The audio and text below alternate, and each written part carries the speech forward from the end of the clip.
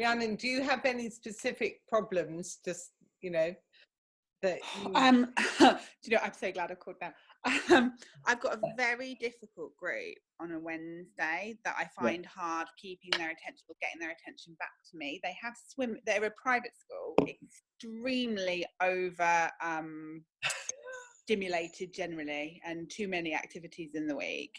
And yoga comes literally after their swimming lessons, so it's all squeezed in.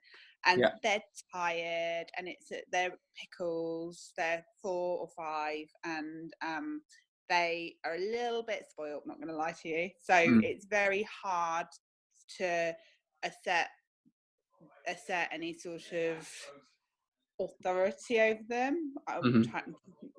That I don't like that word, but you know what I mean. I know what you mean. And they'll do bits of it, and then I'll lose them when they get overstimulated. And it's trying to I'm kind of need, and I think just hearing your tips about the rhymes and things, that's really good, because I can try and use them to get them back to me when I need them. So I'll definitely be trying that with them, because they are a difficult bunch. Yeah. And how I was, one of the things we were talking about earlier on as well was like how you enter the room and what the expectations are around that. So because if they just sort of, if there's no structure, if they just sort of walk into the room in a random, well, one way of exerting authority basically is to say, when we do a Tatty Bumpkin class, we line up outside, and when I'm ready, I'll invite you into the room.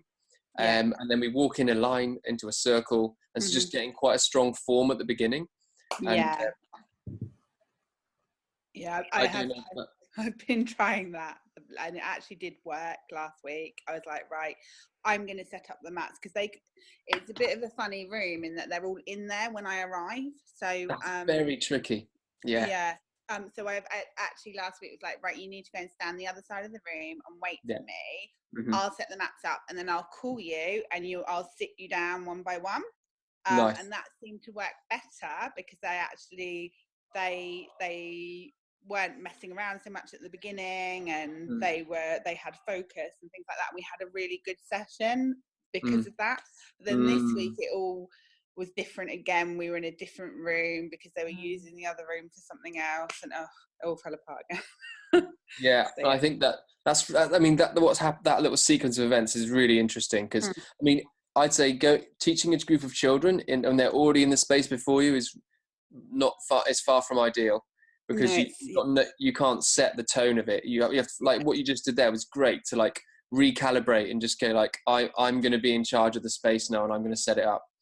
But and I think that's really good to like, you say, no, I'm going to set up the mats, the space is ready now, and I'll invite you in. And that's and you inviting them into the space in that way is really, really good.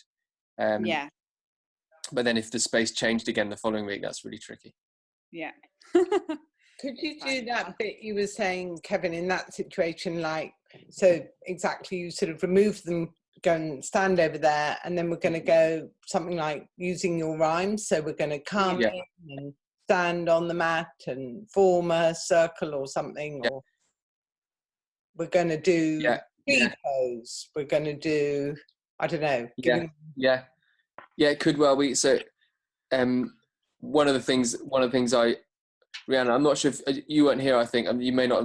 So when we're talking about when I was leading a group with Sam at our ski retreat, and I just walked into the room, and the room was not really prepared, and there was tables in the middle, and so just out of habit, I just started going, I'd like everybody to clear away the tables, please. Thank you very much. Just clear away. Oh, that's very, very kind. Just clear away, and just sort of repeat it again and again until they do it. But again, it also depends on, the children and whether that, but that's one strategy that sometimes works. And do you know what, another thing that's really, really key is whether the children know each other. So if the children all know each other and are in the same class together, that's a different kettle of fish to if you've got a whole bunch of children who don't know each other. So again, if they're in a space that they know and they know each other, then you're going to have to work harder to set the boundaries. Like, so I'm just reflecting, because when I was on the ski holiday, all the children were in an unknown space that they didn't know. and they didn't know each other. So when I come in and start chanting this thing about clear away the tables, they're just like, well, I don't know what to do. So yeah, let's do that. You know, or actually my instruction then gives them safety and gives them security, because they're like, we don't really know what's going on. And there's all these other random kids that I don't know, but that bloke is just saying what I need to do. And that gives me safety. And I just need to do what he's doing, do what he's saying. And then that's being in a very different context to children who know each other. They've just been swimming together, you know, they know the space. And then, so all these things make a difference as well. So, yeah. What I'm trying to say is that it's great to try these things, but if they don't work, then just try other things and see what works. Okay, cool. Thank you.